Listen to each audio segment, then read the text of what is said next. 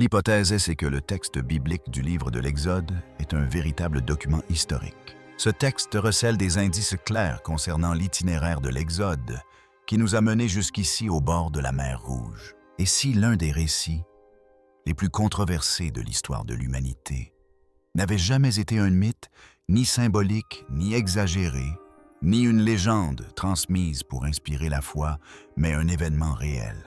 Car, dans les profondeurs de la mer Rouge, des plongeurs ont mis au jour quelque chose de si troublant, de si inattendu que même des archéologues chevronnés ont eu du mal à l'expliquer. Éparpillés sur le fond marin gisant les vestiges de ce qui semble être une immense armée antique. Des roues de chars prises dans le corail, des restes de chevaux, des ossements humains, des armes brisées et des formes qui n'auraient tant pas dû se trouver là. À moins qu'une armée n'ait péri là où aucune armée n'aurait dû être. Et puis, il y a eu ce détail qui a tout changé, de l'or. D'abord de faibles traces, puis des preuves métalliques indéniables, enfouies sous des couches de sel de corail et de temps. De quoi soulever une question terrifiante. Les plongeurs auraient-ils découvert le lieu de repos final de l'armée perdue du Pharaon? Car si tel est le cas, l'un des plus grands mystères de l'histoire ne relève plus de la croyance, mais de la preuve. Et si cette preuve existe, pourquoi le monde garde-t-il le silence? Pourquoi les grandes institutions évitent-elles le débat? Pourquoi les experts, après avoir visionné les images, ont-ils choisi le silence plutôt que le déni? Ce soir, nous plongeons sous la surface pour découvrir l'une des découvertes les plus choquantes jamais enfouies sous la mer. L'homme que tout le monde traitait d'imbécile dans les années 1970 s'appelait Ron Wyatt. Il n'était pas professeur. Il n'avait pas de titre prestigieux. Il n'était affilié à aucune université ni institution de recherche de renom. Infirmier anesthésiste originaire du Tennessee, il avait dépensé ses économies pour poursuivre ce que la plupart des universitaires considéraient comme une pure chimère. Ron Wyatt pensait pouvoir trouver une preuve matérielle de l'un des récits les plus célèbres de l'histoire, la traversée de la mer Rouge. Or, la plupart des historiens s'accordaient depuis longtemps sur le fait que cette traversée, si elle avait eu lieu, s'était déroulée quelque part dans les lacs peu profonds et marécageux du nord de l'Égypte. Mais Wyatt n'était pas d'accord. Il étudia attentivement les textes anciens, suivit chaque indice géographique qu'il put trouver et se convainquit que la traversée avait eu lieu dans un endroit bien plus spectaculaire, bien plus profond quelque part, dans une étroite étendue d'eau appelée le golfe d'Aqaba. Ce mince bras de mer rouge séparant la péninsule du Sinaï égyptienne de l'Arabie saoudite. Réfléchissez-y un instant. Il ne se contentait pas d'affirmer que l'histoire était vraie. Il déclarait que la communauté scientifique avait cherché au mauvais endroit pendant des décennies. Ainsi, en 1978, armé seulement d'un équipement de plongée rudimentaire, d'une petite embarcation et d'une conviction inébranlable d'avoir raison, Ron Wyatt a entrepris ce qu'aucun chercheur sérieux n'avait jamais osé faire. Il descendit et vérifia par lui-même. Et ce qu'il trouva, ou prétendit trouver, était extraordinaire. Des roues de chars incrustés de corail gisent au fond de la mer, des ossements de chevaux, des ossements humains, et plus incroyable encore, une roue de char plaquée or, du genre de celle qui ne pourrait appartenir qu'à une personne de très haut rang, peut-être un général, peut-être même un pharaon. Lorsque Wyatt a présenté ses découvertes au monde, on ne l'a pas seulement ignoré. On s'est moqué de lui. On l'a traité d'imposteur, de fanatique religieux, d'homme qui ne voyait que ce qu'il voulait voir parce qu'il avait désespérément besoin d'y croire. Et à vrai dire, il était facile de le discréditer. À peu près à la même époque, il prétendait également avoir trouvé l'arche de Noé et le véritable mont Sinaï en Arabie saoudite, ainsi que l'arche d'Alliance dans une grotte sous Jérusalem. Alors oui, la communauté scientifique l'a enterré. Tous les égyptologues sérieux, tous les archéologues crédibles ont considéré Ron Wyatt comme un illuminé. Ron Wyatt est mort en 1999, ridiculisé, rejeté, oublié. Mais il a laissé des traces.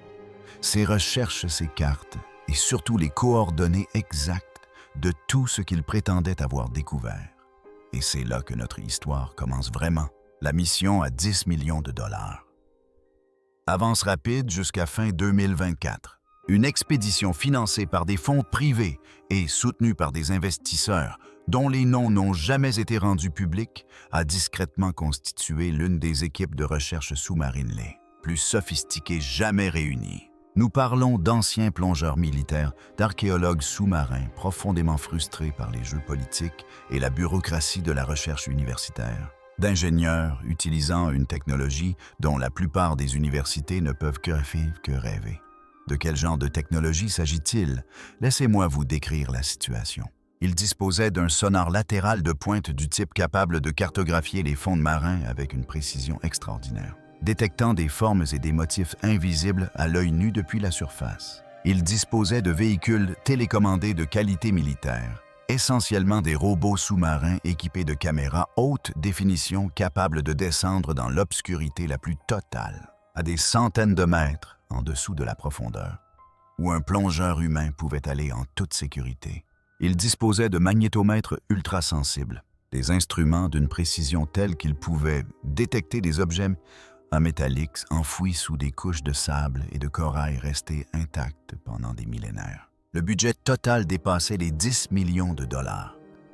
Il ne s'agissait pas d'un projet amateur.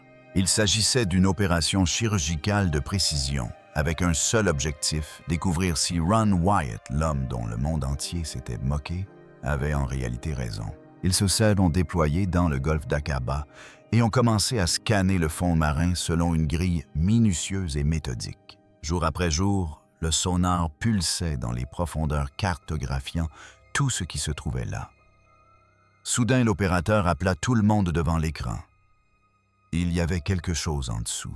Des formes étranges symétriques, rondes précises, disposées en une longue traînée linéaire, s'étendant sur le fond marin. Des formes qui n'étaient absolument pas des formations rocheuses naturelles. Elles ressemblaient trait pour trait à des roues des centaines. Ce qu'ils ont découvert au fond de la mer, ils l'ont d'abord fait descendre avec le ROV. Le robot sous-marin a plongé lentement dans une eau si sombre et si froide qu'un plongeur humain ne pouvait y survivre que quelques minutes. Ses lumières perçaient l'obscurité. Puis, surgissant des sédiments comme une apparition onirique, la caméra la captura. Une forme parfaitement ronde, entièrement incrustée de corail ancienne, indubitable, une roue de char. Tandis que le robot avançait, une autre roue apparut. Puis une autre, puis une autre. Le champ de débris s'étendait sur près d'1,5 kilomètre. Il ne s'agissait pas d'un simple accident. Il s'agissait d'une catastrophe figée dans le temps. Les plongeurs humains sont descendus de leur propre chef, et ce qu'ils ont vécu a été décrit par les membres de l'équipe comme bouleversant, voire terrifiant. Imaginez nager au milieu d'un champ de bataille, sauf que la bataille a eu lieu il y a 301 et que tout est figé exactement comme au moment de la destruction. Le fond marin était recouvert de débris. Rouet à 4 rayons roux, à 6 rayons roux, à 8 rayons. Voici pourquoi ce détail est si important. Ces configurations de rayons spécifiques à 4, 6 et 8, correspondant exactement aux différents types de chars utilisés par l'armée égyptienne pendant ce que les historiens appellent la période du Nouvel Empire. Les roues à 4 rayons étaient les modèles plus anciens utilisés par les troupes régulières. Les modèles à 6 et 8 rayons étaient réservés aux véhicules haute performance, destinés aux guerriers d'élite et aux commandants royaux. Découvrir les 3 types réunis au même endroit. Tous détruits simultanément, c'est comme tomber sur une photographie du noyau du char égyptien anéanti en un instant. Et il ne s'agissait pas seulement de roues. L'équipe a découvert des morceaux de métal tordus qui semblaient être des essieux. Ils ont trouvé les formes rectangulaires de cabines de char, désormais réduites à l'état de bronze corrodé et de bois pétrifié, soudés à jamais au fond marin, par des siècles de croissance corallienne. Et ils ont trouvé des ossements, des centaines. Des ossements d'animaux, notamment des côtes de chevaux et des os de pattes, positionnés exactement comme ils l'auraient été si les chevaux étaient encore attelés au char au moment de leur mort. Mais parmi les ossements d'animaux se trouvaient des restes humains, des colonnes vertébrales, des os du bassin, des fragments de crâne. tous enchevêtrés dans un fouillis chaotique qui raconte l'histoire d'une mort soudaine violente et catastrophique. Puis, l'un des plongeurs a balayé un monticule de corail avec une lampe torche et s'est arrêté net. Quelque chose luisait sous la croûte, une faible lueur dorée indubitable. Exactement ce que Ron Wyatt avait décrit 40 ans plus tôt. Une roue de char plaquée or, enchâssée dans le corail comme si elle y avait été scellée intentionnellement. Ils ne pouvaient la toucher sans la détruire, mais ils ont tout documenté. Des milliers de photographies, des heures de vidéos. Des images d'une netteté cristalline en haute définition d'un événement qui aurait dû bouleverser le monde. Une géographie qui change tout. Voici ce qui transforme cette découverte de remarquable en véritablement stupéfiante. Ce n'est pas seulement ce qu'ils ont trouvé, c'est aussi l'endroit où ils l'ont trouvé. Le golfe d'Aqaba est en grande partie un canyon sous-marin d'une profondeur terrifiante. Dans la plupart des endroits, le fond marin plonge à un 500, voire un 800 mètres. C'est plus d'1 kilomètre de profondeur. Des murs d'eau noire plongent dans un abîme. La traversée aurait été impossible pour n'importe quel peuple ancien ou moderne, sauf à un seul endroit. À l'endroit précis où le champ de débris a été découvert, se trouve un immense pont terrestre sous-marin naturel. Un plateau s'étendant sur près de 16 km depuis une plage égyptienne appelée Nouiba jusqu'aux côtes de l'Arabie saoudite. De part et d'autre de ce pont, le fond marin plonge dans des canyons profonds de plusieurs kilomètres, mais le pont lui-même est relativement peu profond, environ 275 mètres à son point le plus profond. Comparé à ce qui l'entoure, il s'agit essentiellement d'une route surélevée qui traverse un terrain impossible. Et voici ce qui rend la chose extraordinaire. Les cartes Sonar le montrent clairement, un passage naturel large et distinct sous l'eau, long de 16 km et large de plusieurs kilomètres. C'est le seul endroit sur toute la longueur du golfe d'Aqaba, 160 km, où un groupe de personnes aurait pu tenter de traverser. Regardez maintenant la plage de Nouaiba, là où commence ce pont. C'est un vaste littoral plat entièrement cerné de toutes parts, par des montagnes escarpées et infranchissables. On ne peut y accéder que par l'ouest, et la seule issue est de s'avancer dans l'eau. C'est un véritable piège naturel. Si vous étiez là, et que quelqu'un vous attaquait par derrière, vous auriez des montagnes à votre gauche, des montagnes à votre droite de l'eau devant vous, et vos ennemis approchant de la seule direction ouverte. Cette géographie correspond presque parfaitement au récit antique d'un groupe fuyant pour sauver sa vie pris au piège face à la mer et poursuivi par une armée. Mais voici le plus surprenant. Ces points terrestres sous-marins n'est invisible depuis la surface, pas même un soupçon. Sans la technologie sonar moderne inventée au 20e siècle, son existence est incertaine. Un auteur de l'Antiquité n'aurait jamais pu en connaître la présence. Pourtant, le récit qu'ils ont consigné pointe précisément vers cet endroit comme une aiguille de boussole. Comment est-ce possible? Admettons que tout cela soit réel. Une armée au fond de la mer, un isthme parfait, une géographie adéquate, la bonne période des chars, au design parfait. Comment une armée entière peut-elle se retrouver au fond de l'océan? Le récit antique raconte que les îlots se séparèrent laissant apparaître un passage sur la terre ferme. Une armée suivit, puis les eaux se refermèrent brusquement et les engloutirent tous. La science moderne, on le comprend, a du mal à accepter cette histoire. Voici une théorie intéressante basée sur un événement avéré. Il y a environ 300-500 ans, l'une des plus importantes éruptions volcaniques de l'histoire humaine s'est produite sur l'île grecque de Terra, que nous appelons aujourd'hui Santorin. Il s'agissait d'un événement catastrophique, capable de bouleverser la planète, une éruption du genre de celle qui aurait provoqué des ondes de choc à travers le monde antique, déclenchant des tsunamis massifs qui se seraient propagés à travers la Méditerranée et les étendues d'eau interconnectées. Voici maintenant quelque chose que la plupart des gens ignorent à propos des tsunamis. Avant l'arrivée de la vague géante, la mer se retire. L'eau se retire brusquement parfois sur des kilomètres, découvrant le fond marin. Pour un observateur novice, on a l'impression que la mer elle-même se fend. Imaginez la scène, un groupe de personnes est piégé à Nouaiba. L'éruption du Terra provoque un important retrait de marée en mer Rouge. L'eau se retire, découvrant cet isthme de 16 kilomètres. Ils aperçoivent la terre ferme devant eux et prennent de la fuite. L'armée, à leur poursuite, voyant leur cible s'échapper, se jette à leur suite sur le fond marin découvert. Et puis, la vague revient. Un mur d'eau déferlant sur une armée de soldats dans de lourds chars, bloqués au milieu d'un couloir sans issue. Le moment, la séparation, l'effondrement. Cela correspond à la description antique avec une précision troublante. Aujourd'hui, il existe aussi des théories plus extravagantes. Certains chercheurs suggèrent que ce que le groupe en fuite transportait, ce n'était pas seulement un objet religieux, mais une sorte de technologie avancée. Un dispositif aux capacités inconnues qui a servi à créer le passage, puis s'est arrêté une fois l'armée engagée. C'est pourquoi cette théorie soutient que le pharaon aurait risqué toute son armée d'élite dans une poursuite désespérée.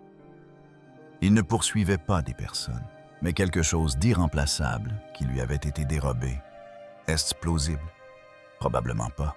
Mais le fait est que quelque chose s'est produit dans ce golfe, un événement soudain et violent qui a coûté la vie à un grand nombre de personnes et de chevaux, et a laissé l'épave reposer au fond de la mer pendant des milliers d'années.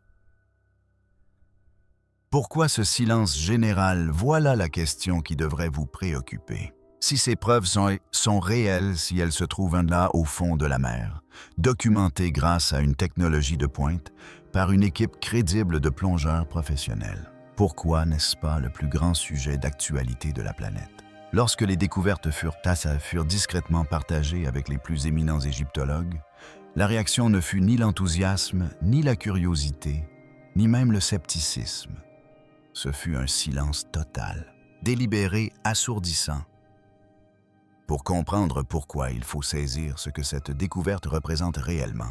Depuis plus de 100 ans, la position académique dominante est restée ferme et constante. L'exode massif décrit dans les textes anciens ne s'est pas produit à une échelle historique significative. Il ne s'agit pas d'une opinion marginale, mais du consensus établi enseigné dans toutes les grandes universités et mentionné dans tous les manuels scolaires de référence. Les chercheurs soulignent à juste titre qu'il n'existe aucune preuve archéologique d'une population importante ayant erré dans le désert du Sinaï pendant des décennies, ni campement, ni poterie, ni charniers. Et il n'existe nulle part dans les archives égyptiennes ni hiéroglyphes, ni papyrus la moindre mention de la destruction de leur force militaire la plus puissante lors d'un seul événement catastrophique. L'égyptologie tout entière, sa chronologie, ses interprétations, sa compréhension du pouvoir dans l'Égypte antique repose sur un fondement qui considère cet événement comme un mythe. Imaginez maintenant que vous soyez professeur. Vous avez consacré 30 ans de votre vie à bâtir votre carrière sur ce fondement. Vous avez écrit des livres, vous avez formé des étudiants.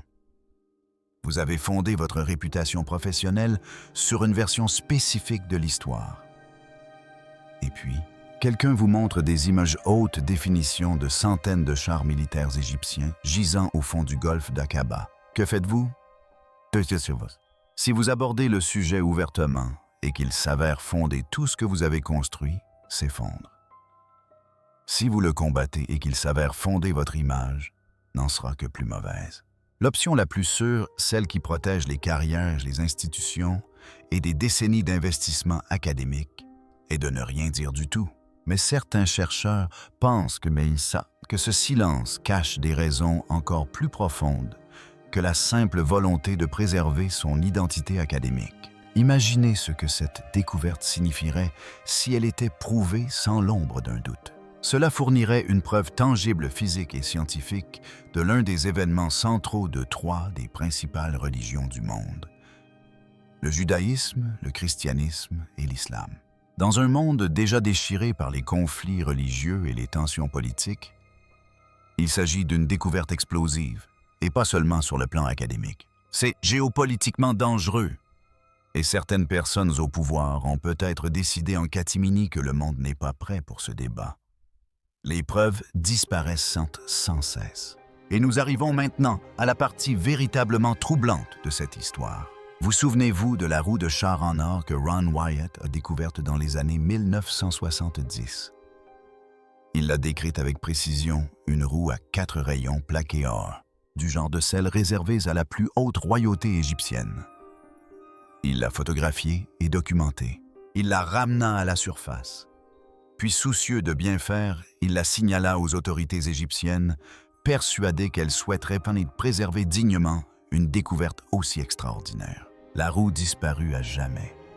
Aucune photographie dans les archives officielles, aucune trace dans les musées, aucune reconnaissance officielle de son existence. Dès que la roue a quitté les mains de Wyatt, elle a disparu comme si elle n'avait jamais été trouvée. Les sceptiques affirment que cela prouve que Wyatt a tout inventé. Pas de roue, pas de preuves, aucune crédibilité. Mais posez-vous la question, et si elle était réelle? Et si elle avait été saisie précisément pour ce qu'elle prouvait? Et si, à l'heure actuelle, elle se trouvait dans un coffre-fort gouvernemental ou une collection privée où aucun scientifique ne sera jamais autorisé à l'étudier? Ce ne serait pas la première fois qu'un artefact d'importance historique disparaît parce qu'il est devenu gênant pour les puissants. Et la roue d'or n'est pas la seule chose qui est disparue. Lorsque l'expédition de 2024 a comparé ses cartes sonores avancées du champ de débris aux archives originales laissées par Wyatt dans les années 1970 et 1980, elle a découvert quelque chose qui l'a glacé d'effroi. De vastes portions du site des zones où Wyatt avait recensé d'importantes concentrations de pièces de char et de restes squelettiques étaient désormais vides. Ni érodés, ni dispersés vides. Et sur les sédiments où ces artefacts auraient dû se trouver, l'équipe a découvert des traces de traînées, de longues cicatrices rectilignes et linéaires dans le fond marin, qui ressemblent exactement à ce que l'on observerait si des objets lourds avaient été accrochés à des câbles puis tirés hors du lit. Ce n'est pas l'aspect des ouailles et l'aspect des courants océaniques. Ce n'est pas l'aspect de l'érosion naturelle. On dirait que quelqu'un a systématiquement, pendant des années ou des décennies, enlevé les vestiges les plus importants de ce site avant que les technologies modernes ne permettent de les documenter correctement. Quelqu'un a nettoyé tout ça. Qu'est-ce que cela, Siders? Qu'est-ce que cela signifie? Prenons un moment pour réfléchir à ce que nous avons là. Nous avons un champ de débris au fond du golfe d'Aqaba, au seul endroit où une traversée antique de cette étendue d'eau aurait été physiquement possible. Nous avons des roues de chars dont les rayons correspondent exactement à ceux des véhicules militaires égyptiens de la période concernée. Nous avons des ossements de chevaux et d'humains disposés de manière à évoquer une armée prise au piège d'une catastrophe soudaine. Nous avons trouvé une trace d'or à l'endroit précis, décrit par un homme qui a été considéré comme un imposteur il y a 40 ans. Nous avons la confirmation de l'existence d'un isthme naturel que les anciens ne pouvaient pas connaître, mais que le récit ancien désigne avec précision. Et nous avons une communauté scientifique qui refuse d'en prendre connaissance. Et des artefacts disparaissent. Bien sûr, rien de tout cela ne constitue une preuve absolue. La science ne fonctionne pas ainsi et elle ne devrait pas. Mais voici ce qui est indéniable. Les questions que cela soulève méritent des réponses réelles, transparentes et publiques. Les preuves méritent un examen scientifique rigoureux et non un silence institutionnel. Et cet homme la risée de tous pendant 40 ans, cet infirmier du Tennessee qui a suivi les indices ignorés par tous et est allé voir de ses propres yeux, mérite au minimum une véritable reconnaissance de sa responsabilité. Ron Wyatt s'est peut-être trompé au sujet de l'Arche de Noé. Il s'est peut-être trompé au sujet de l'Arche d'Alliance. Mais les fonctionnaires du golfe d'Aqaba laissent à penser qu'il avait peut-être parfaitement raison. La vérité ne disparaît pas. Voici ce que je souhaite vous dire. L'histoire n'est pas seulement le récit des événements. C'est aussi l'histoire de ceux qui ont décidé de ce dont nous nous souvenons. Qui contrôle les archives, qui finance la recherche, qui a le pouvoir de faire disparaître discrètement une découverte gênante. Ce qui repose au fond de la mer Rouge pourrait bien être la découverte archéologique la plus importante de l'histoire moderne. Ou peut-être s'agit-il d'un phénomène que nous n'avons pas encore envisagé. Mais nous ne pouvons le savoir car ceux qui seraient en mesure de nous révéler la vérité ont choisi le silence. Et les preuves elles-mêmes semblent s'amenuiser d'année en année. Les images existent. Les cartes sonores existent. Les documents existent. Et quelque part sous les couches de corail de politique et de peur institutionnelle, la vérité existe aussi. Il ne reste plus qu'à le voir. La question n'était pas de savoir si les preuves existent, mais si en tant que civilisation, nous avons le courage de les examiner. Et qui, au juste, craint ce que nous pourrions découvrir?